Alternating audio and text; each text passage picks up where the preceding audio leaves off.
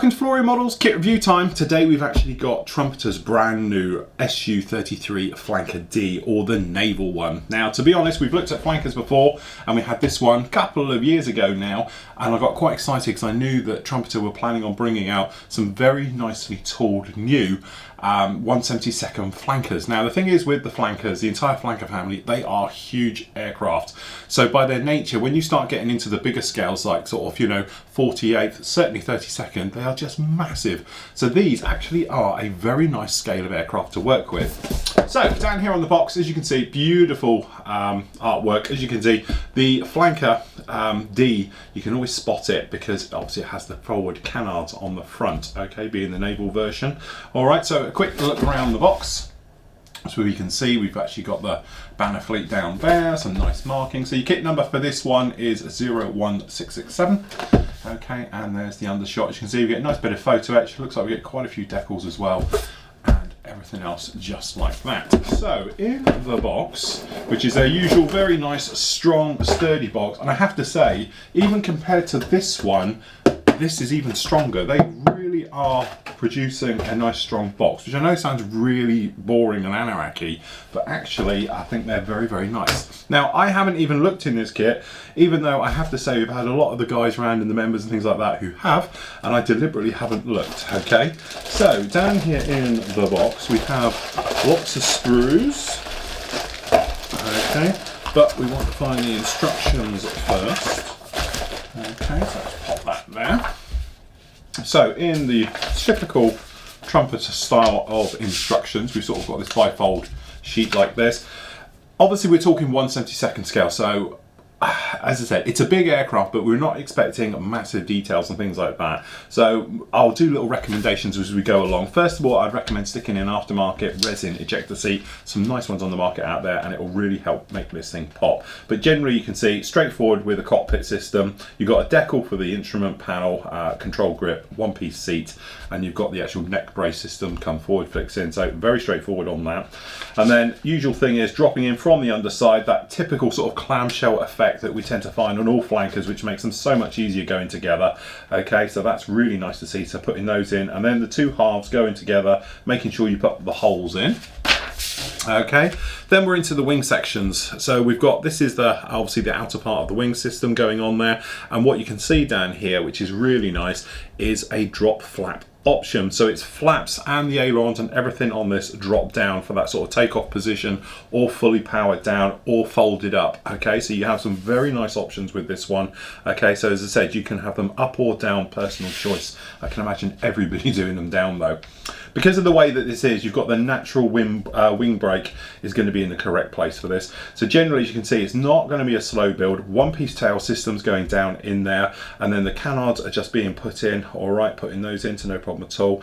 Nose one piece on the front, glass dropping down. Don't forget your HUD, a couple of lumps, bumps, aerials, things like that. The engines themselves, looks like I've got a nice deep burner can down here at the back, which are going to fit in quite nicely, and then obviously popping those in. So as you can see, within 5 steps, it has really come together very quickly. Your option, obviously, you can have canopy down put in, and then obviously with the wings in the sort of out position.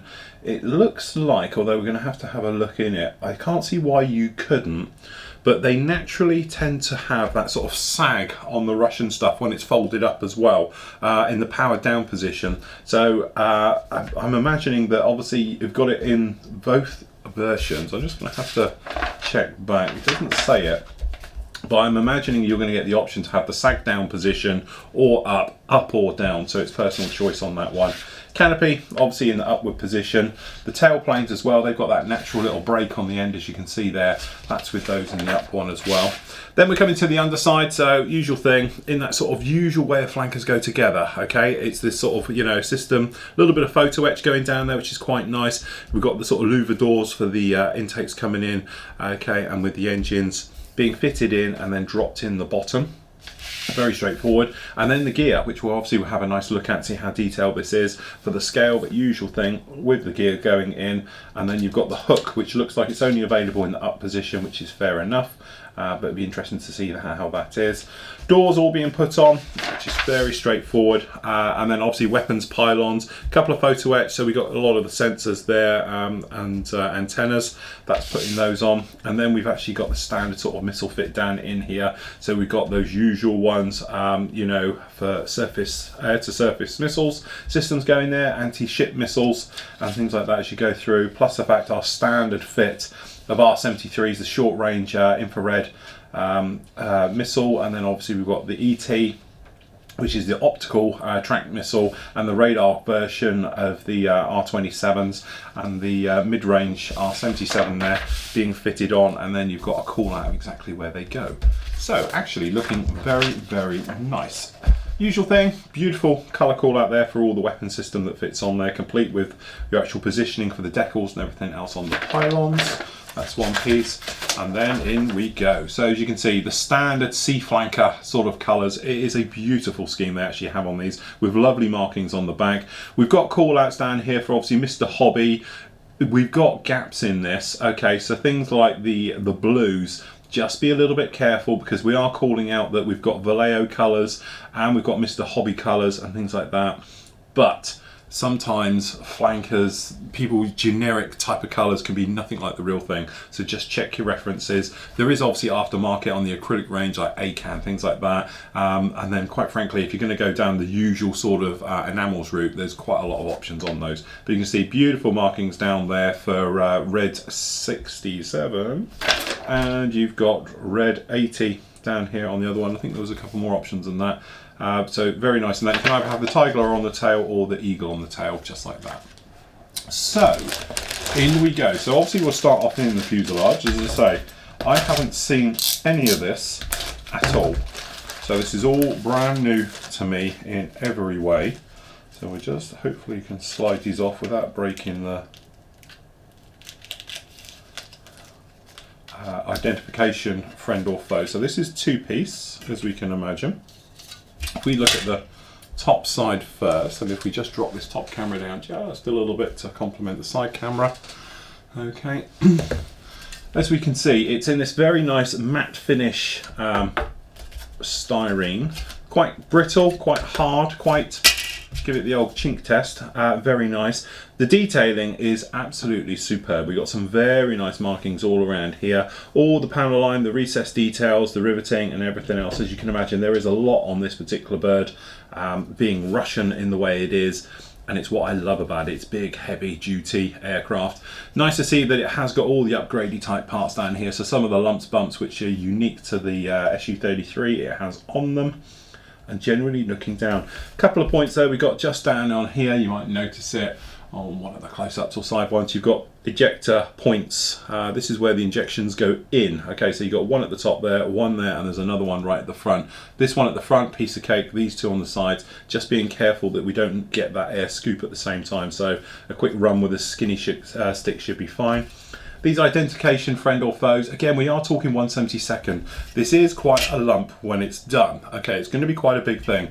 So, you know, in some ways it's in between scale. So I think these are a little bit over scale. I think the identification friend or foe aerials on the rear and on the front, but, you know, easily to be replaced with something small.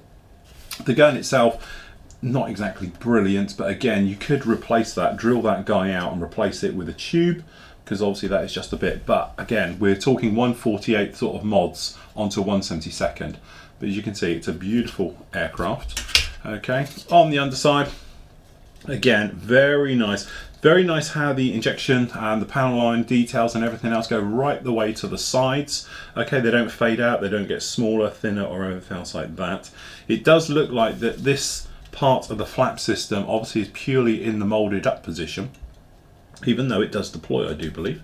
Okay, and everything else. Again, going back to my DCS days, flying this thing on and off the carrier in sim form, you'd think I'd know better. But yeah, very, very nice. The details are very universal across. The riveting is the same right the way through. It is very, very nice. Clean, crisp, precise moulding. And as I say, even we can do a quick dry fit here as it comes through. Looking like we've got no real fit issues on the back here. They're going to be fine. That's going to go in very nicely.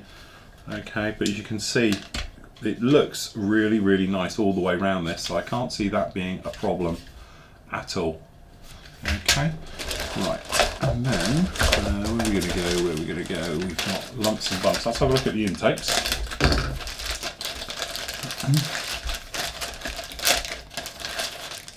So the intakes on this very large sprue, as you can see, slightly curving in as they should, which is a very nice touch. It looks like some type of funny way they've injection molded this, but it actually has worked. It's obviously some type of complex shape. Beautiful details right on the sides of these. Traditionally this would be a two-piece, two halves together, but they've done it in one. The seam line is a little bit, I don't know, I wouldn't say soft, but it's not exactly the sharpest I've ever seen right the way in, but a quick pass with a rescribing tool just in there just to sharpen it up would be absolutely fine. This one on this side, and again we are being slightly picky on all of these. I don't know how well you can see it. It's a little bit organic, as in it's a little bit all over the place, this guy just down in here, but again I'm being picky on it. Tiny little bit of flash just around the front there, as you can see, but as you say, that's an easy fix. You just do that. Okay, and there's that one gone. Alright, but generally not too bad. I'm assuming that is some type of slip moulding. It goes in, chunked onto it, and then it slides out. Okay, very nice. Right, let's have a look at the wings. So this is what we were talking about, and it's nice to have, sorry, miscut.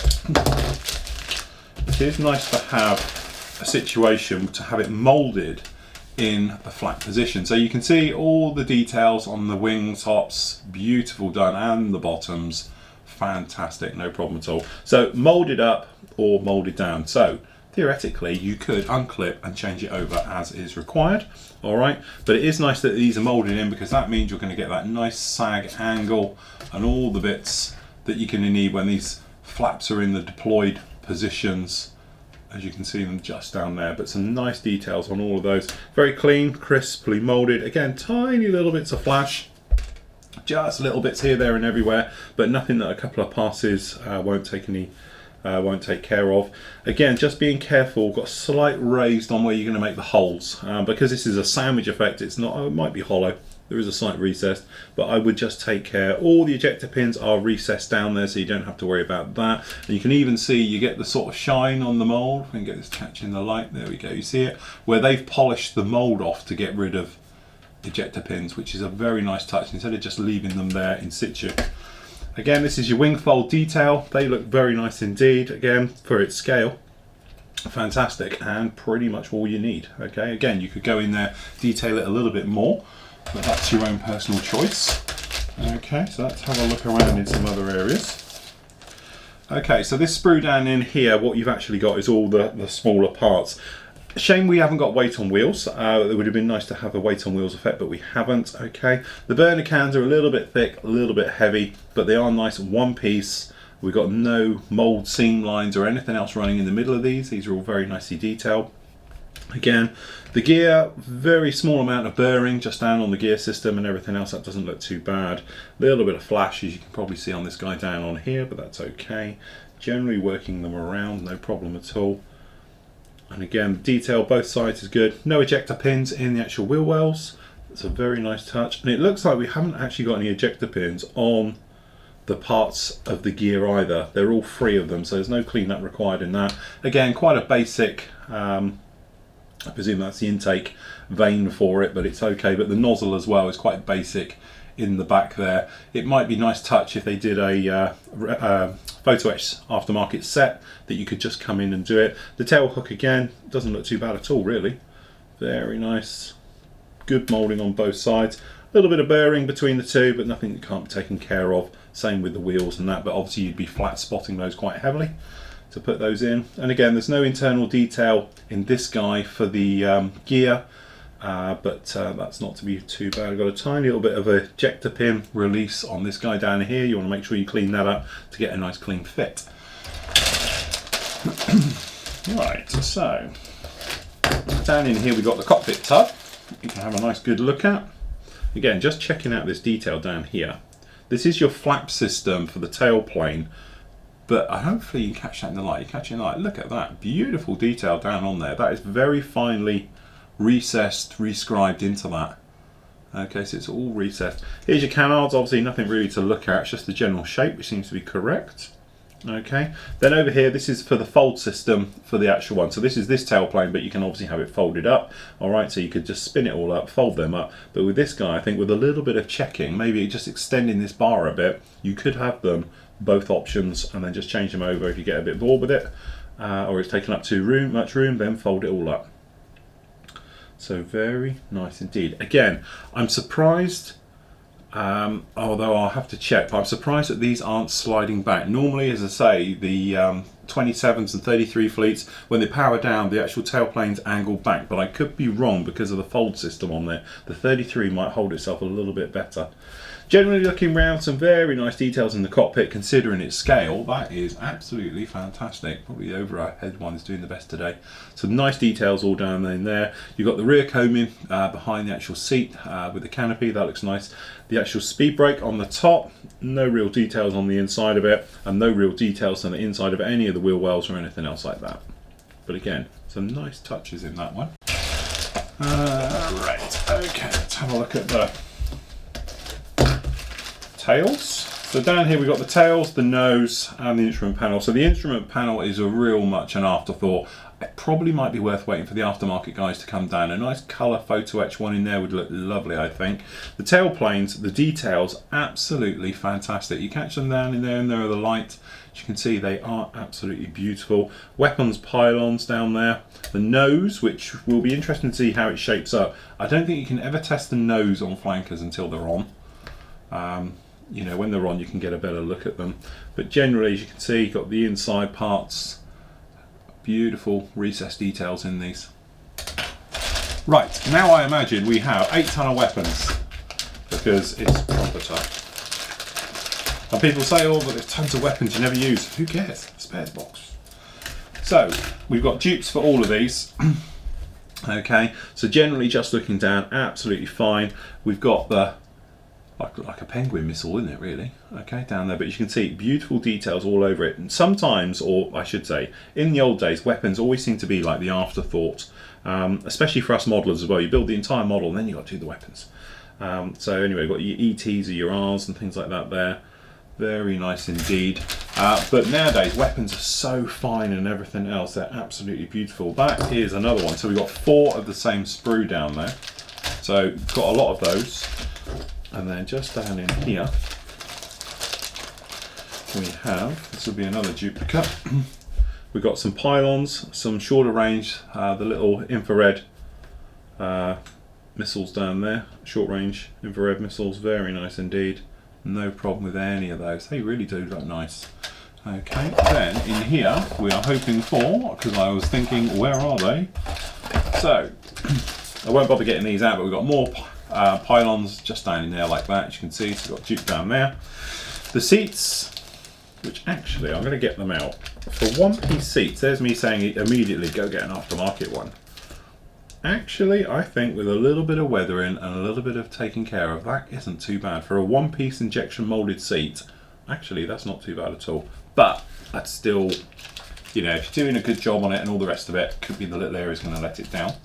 Photo etch, so this is the side doors, as you can see, just down there like that. We've got a little bit for some the back of the vane system on there, and various other things, angle of attack sensors, little aerials, things like that. So that's very nice indeed. And then we got the clear part. Okay, so I think I need a new blade. Always going to be a tricky one to judge in this scale, but I have to say we do have a centre seam running right the way through the top, which we probably want to lose, and on the front, okay, but they are very, very nice, very crisp, cleanly moulded, and apart from the centre seam, which is a shame on something this scale, but actually very nice. Very good sharp edging, so masking up will be very easy to run the tape in there. Also follow it around with a blade, so that's really nice indeed. Okay, last up we have the decals. So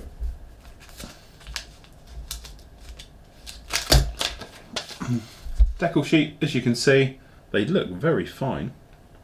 Very nice colour, very nice in regia. Looks like these are slightly faded back, which is a very nice touch. Gives it a nice scale effect. If these were bright red, I think it would look a little bit too much. We might have a slight, tiny bit of bleed and things like that on these little guys down here, but that's being uber picky now, and all the rest on these. If I just drop that top cam down and give it everything. Okay, you can probably see, got maybe just a tiny little bit of bleed on this one up here. But generally, very nice with those. And then on the other one, the right way. This is for the missiles, and we stencil data on the pylons and various things, as you can imagine, like that. And they said it could be worth waiting just a couple of weeks or a month or so. I'm not sure if even they are. I'm just guessing, but I'm sure they will.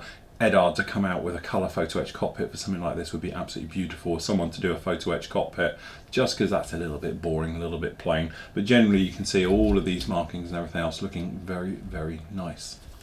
So there we go, that is Trumpeter's SU33. Having a preview through it, I must admit I am excited. I do like it. I will build this as well. This is definitely one of my things. I want to do obviously the normal flanker, and now we've got the C flanker or the SU33. We know they're bringing out other flankers as well. We know they're bringing out other MiG-29s as well. So actually, if you're a Russian fan with Trumpeter, 2016 I think is going to be your year.